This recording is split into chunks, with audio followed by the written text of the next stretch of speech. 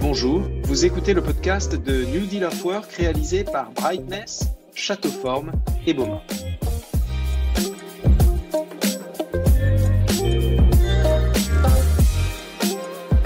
Je reçois à présent le groupe leader du New Normal chez Capgemini. Il s'agit de Vincent Moreau. Bonjour Vincent. Bonjour. Alors, en quoi consiste le New Normal pour Capgemini ? Donc, le New Normal pour Capgemini, c'est finalement l'évolution de notre modèle de travail, notre modèle opérationnel après la crise Covid. Donc, il ne s'agit pas de gérer la crise, il s'agit d'anticiper quelles vont être les évolutions structurelles dans nos méthodes de travail. Il nous est apparu en fait assez tôt, dès le mois de mai 2020, que la crise du Covid est finalement une accélération très forte des tendances digitales qui existaient déjà auparavant, le télétravail massif, la livraison des clients à distance, les réunions virtuelles, allait être un changement en fait structurel et pas simplement une crise conjoncturelle. Donc nous avons donc rassemblé en fait un certain nombre de fonctions transversales, business, centrales au sein de l'entreprise pour essayer d'anticiper ces modifications, essayer finalement de faire évoluer nos modèles de travail, nos environnements de travail à ces changements. Et suite à cette réflexion qui a duré plusieurs mois et qui a été soumise à notre board exécutif, on a identifié 3 piliers de transformation majeurs qu'on a voulu traiter de manière holistique au sein du groupe et pas simplement au sein de chaque silo. Le premier volet était un volet plutôt ressources humaines, flexibilité en fait en termes de temps de travail, mais aussi en termes de localisation, donc beaucoup plus de télétravail, qui bien évidemment nous amène à plus d'autonomie et puis un changement majeur des modes de management. Le deuxième pilier étant, puisqu'on change la manière de travailler, c'est aussi changer les endroits où on travaille et donc travailler sur la notion même de bureau, d'aménagement intérieur, de space design, pour avoir des espaces beaucoup plus événementiels et collaboratifs et surtout avoir une solide couche digitale de collaboration. Et le troisième volet étant plutôt un volet qui nous permette finalement d'utiliser au mieux cette multilocalisation des équipes, des talents d'un point de vue global et d'améliorer notre modèle opérationnel pour pouvoir créer des équipes qui soient vraiment multinationales ou qui puissent travailler entre nos différentes business units. C'est ce qu'on appelle en fait le Agile Global Resourcing. On va revenir sur ce dernier point, en effet, qui est une véritable révolution pour Capgemini. Mais si on se projette à l'horizon de l'année prochaine, comment est-ce que vous envisagez l'organisation du travail au sein du groupe ? Alors, comme je vous l'ai dit, en fait, je pense qu'on a anticipé assez tôt en fait les changements et donc on a entamé un programme de transformation dès la fin de l'année 2020, après les consultations idoines, notamment de nos Work Council. Et on a donc lancé un plan de transformation qui a démarré au début de cette année 2021. Et donc, nous sommes en cours de déploiement. Donc, on a une structure en fait de transformation qui est à la fois pilotée centralement pour les grands principes de changement de l'organisation et qui est bien sûr déclinée pays par pays en fonction des législations locales, en fonction des nécessités de consultation locale, en fonction des spécificités opérationnelles qu'on peut avoir dans chaque pays. Donc, nous sommes aujourd'hui en train de vraiment déployer, et notamment le volet RH, ce qu'on appelle la Flexible Work Policy, donc une politique de travail flexible, donc en termes de temps et de localisation, dans l'ensemble des pays de groupe, avec un volet important sur l'accompagnement des managers, bien évidemment, et puis des employés. Donc, on va rentrer dans ce nouveau mode. On y est déjà. On est vraiment dans le déploiement pour certains pays et on rentre dans ce nouveau mode en fonction aussi de l'évolution de la situation sanitaire, puisqu'aujourd'hui on est dans un mode de télétravail qui est assez massif. On est encore soumis aux contraintes notamment sanitaires liées au Covid, mais les prochains mois vont être des mois de déploiement de cette nouvelle politique. Et vous envisagez un retour massif, tout de même dans des lieux particuliers, bien sûr réaménagés, ou plutôt une continuation du télétravail de manière massive, ou un modèle hybride? Comment est-ce que vous envisagez l'évolution du lieu de travail à l'horizon 2022? Alors, ce qui est vraiment important à souligner, c'est que notre modèle est un modèle hybride. Hein. Capgemini est une société finalement de services. Hein. Notre matière première, ce sont les cerveaux. Donc effectivement, on a un besoin de collaboration, de coopération, de créativité qui est absolument fort, et puis aussi d'intimité avec nos clients. Donc il nous a semblé qu'il fallait qu'on trouve un mode hybride. Alors, bien évidemment, sur toute la période de crise du Covid, on a travaillé j'allais dire quasiment, on est monté à plus de 90% des effectifs en télétravail à l'échelle du groupe, hein, donc aujourd'hui plus ou moins 300 000 employés. C'est clairement pas le modèle qu'on veut pour le futur. Hein, c'est un modèle qui a fonctionné, qui a fait ses preuves et qui a amené aussi à une prise de conscience de beaucoup de nos managers, mais c'est un modèle qui présente aussi des inconvénients en termes de lien social, en termes de créativité, en termes aussi finalement de bien-être des employés sur le long terme. Donc, on vise vraiment à essayer de capturer le meilleur de ce modèle, c'est d'avoir un modèle hybride. Donc, ce qu'on vise, c'est, pour le dire simplement, en fait, 50% en télétravail et 50% en présentiel. On souhaite que les gens puissent se rencontrer, on souhaite que les équipes se rencontrent pour travailler ensemble physiquement. On souhaite que les employés puissent voir aussi leur manager. Enfin, on pense que ce lien-là est partie intégrante aussi de notre mode de fonctionnement. Donc, on va beaucoup travailler cette flexibilité avec une organisation de la flexibilité de telle manière à ce que les gens soient présents sur les sites. Et bien évidemment, l'impact sur l'environnement de travail, comme vous me le dites, c'est que l'environnement de travail, le bureau n'est plus simplement un endroit où vous venez tous les jours au même endroit pour faire vos mails. Vous venez, en fait, nous pensons que vous allez venir au bureau. Le bureau va être une plateforme collaborative, une plateforme événementielle. Vous allez venir pour rencontrer vos équipes, pour monter des workshops, pour monter des ateliers de réflexion, pour monter des réunions, pour interagir avec des partenaires, avec des clients. Donc, on va organiser la présence au bureau. Et ça va être ça le grand changement. Ce qui veut dire un changement d'environnement de travail, avec beaucoup plus de salles collaboratives, de salles de réunion. Encore une fois, des outils digitaux très importants, puisqu'en fait, on va faire interagir nos différents bureaux entre eux et on va plus voyager à tout bout de champ. Et aussi une organisation autour de ça. Sur le fait qu'il va falloir réserver pour aller au bureau, un peu dans un mode d'hôteling, si je puis dire. Et cette organisation hybride, évidemment, elle va demander énormément de changements, elle va demander un changement de culture notamment. Comment est-ce que vous allez procéder pour la distiller dans un groupe aussi grand que Capgemini? Par la formation? Est-ce que vous avez un programme particulier? Est-ce que vous allez mettre en place peut-être des rituels? Vous avez des outils pour le faire? Comment vous allez procéder? J'allais dire un peu tout ça. C'est effectivement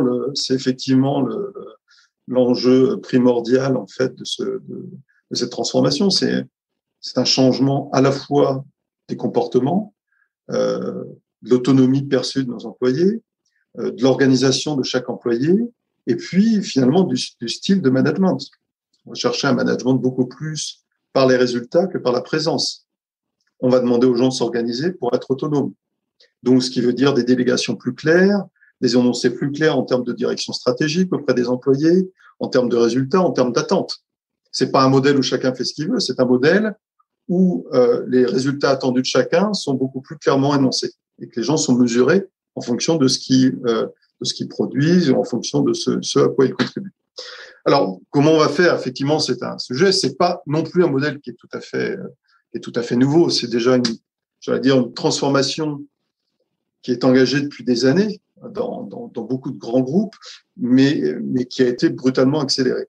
Donc, effectivement, ça se traduit, comme vous l'avez dit, on a commencé à travailler sur des rituels.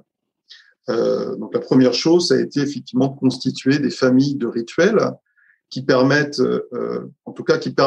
d'assurer, encore une fois, hein, de proposer, ce ne sont pas des règles absolues, mais de proposer à l'ensemble des managers des manières de gérer des gens à distance, notamment sur les processus RH qui sont, je dirais, moins intuitifs à distance. Hein, le recrutement, les promotions, les discussions de carrière, les aspects informels aussi, constituent une partie de ces rituels, puisqu'on sait que beaucoup, finalement, de créativité, de lien social ou de relations entre les équipes passent par ces liens informels.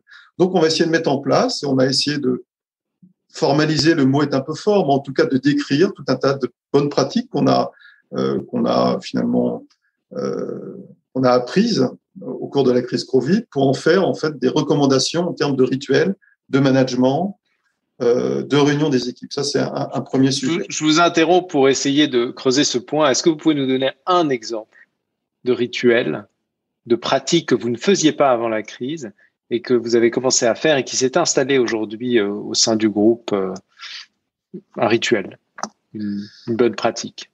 Vous donner un exemple de ce qu'on faisait pas avant. Ce sont des choses qui se faisaient avant, en fait. C'est plutôt des choses qu'on souhaite un peu systématiser. Prendre un exemple, avoir des réunions régulières avec ses équipes, très régulières, au moins toutes les semaines. C'est une pratique qui nous semble évidente. Mais aussi forcer des réunions informelles entre les équipes, c'est quelque chose qu'on souhaite aussi pousser. Avoir des entretiens de carrière ou des entretiens de résultats de manière régulière, que ce soit en présentiel ou en distanciel, c'est quelque chose aussi. Donc, ces bonnes pratiques, finalement, c'est pas de la science-fiction. C'était des bonnes pratiques de management auparavant qui n'étaient pas forcément systématisées. Donc, j'ai plutôt tendance à dire que ce sont des règles. En tout cas, on force beaucoup sur les échanges et la communication entre les équipes et le manager. Parce que le risque qu'on voit effectivement sur ce modèle hybride, c'est que des gens puissent s'isoler, des gens puissent perdre contact avec leurs pairs, avec leurs collègues, avec leurs salariés. Donc, c'est typiquement ce sujet-là qu'on veut adresser. Bon, pour vous prendre un exemple, essayer de répondre plus précisément à votre question, on est très attentif à ce qu'on appelle aujourd'hui la fatigue digitale. Donc, voilà, dans les bons rituels, on a un vrai sujet aussi sur comment gérer finalement les demandes auprès des salariés à distance, sachant que c'est pas toujours facile à évaluer en termes de charge. Donc, on a des sujets qui se concentrent sur notamment comment prévenir et anticiper les aspects fatigue digitale ou burn-out. Et donc, sur ce sujet aussi des outils digitaux, des pratiques digitales, est-ce que Capgemini est un groupe technologique? Est-ce que vous avez développé ou est-ce que vous utilisez des outils particuliers pour travailler, non pas en mode télétravail, mais travailler en mode hybride? Est-ce que vous avez mis en œuvre ou est-ce que vous mettez en œuvre des outils technologiques qui vont vous permettre de déployer cette nouvelle forme de travail hybride? Alors, la réponse est oui. La réponse est oui. Je pense qu'en fait, on est au début d'une révolution. Je pense qu'on est loin d'avoir anticipé on est loin d'avoir utilisé en tout cas anticipé tous les besoins finalement en termes d'outils. Donc, bien évidemment, en fait, on faisait déjà beaucoup de télétravail avant. Donc, on avait, d'un point de vue infrastructure IT, VPN, portable, enfin c'est le BABA, les outils, on utilise des outils du marché pour tout ce qui est visioconférence, interaction entre les salariés. Donc ça, j'allais dire, c'est effectivement le socle nécessaire pour permettre le télétravail. Au-delà de ça, ce qu'on pense vraiment important et ce qu'on est en train de déployer, c'est des outils sur différents sujets. Le premier sujet sont vraiment des outils de collaboration beaucoup plus intuitive. Voilà. On essaye, au-delà de la visioconférence, de recréer des conditions d'interactivité distancielle proches d'une interactivité physique. Par des outils soit de téléprésence, soit par des améliorations de nos outils de visioconférence, soit par des outils qui permettent notamment d'échanger des contenus temps réel de manière beaucoup plus fluide au sein par exemple, d'ateliers de réflexion, où vous soyez en fait sur place ou à distance. Donc ça, c'est un premier volet. On a un deuxième volet qui est le lien entre nos employés et leur environnement de travail. Donc, ce qu'on appelle le smart building, c'est-à-dire les capteurs et la connectivité pour pouvoir à tout moment réserver des places sur le site, des salles de réunion, une place de parking, pour pouvoir réserver et anticiper, organiser son temps et organiser aussi les ressources nécessaires sur les sites pour pouvoir monter des réunions ou pour pouvoir simplement venir travailler. Donc, on a un deuxième volet en fait de déploiement, en fait, de solutions qu'on déploie sur l'ensemble de nos sites. Et enfin, c'est essentiellement les deux grands types de solutions qu'on déploie. Dernier point que je voulais aborder avec vous, c'est la question de la culture.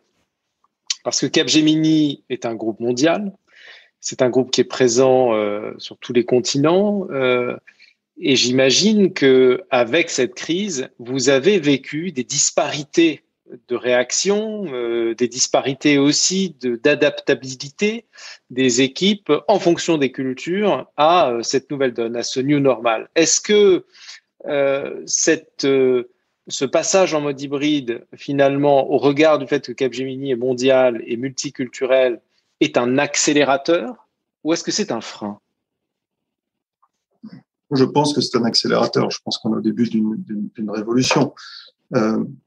Cette transformation, en fait, elle porte de manière inhérente un certain nombre de risques qu'on a mentionnés, hein, l'isolation de l'employé, des risques de perte en interaction, en créativité, de perte en lien social, fatigue digitale. Donc, un des gros sujets de notre transformation, c'est de travailler, de mettre en place les outils, les plateformes pour adresser ces risques et les minimiser.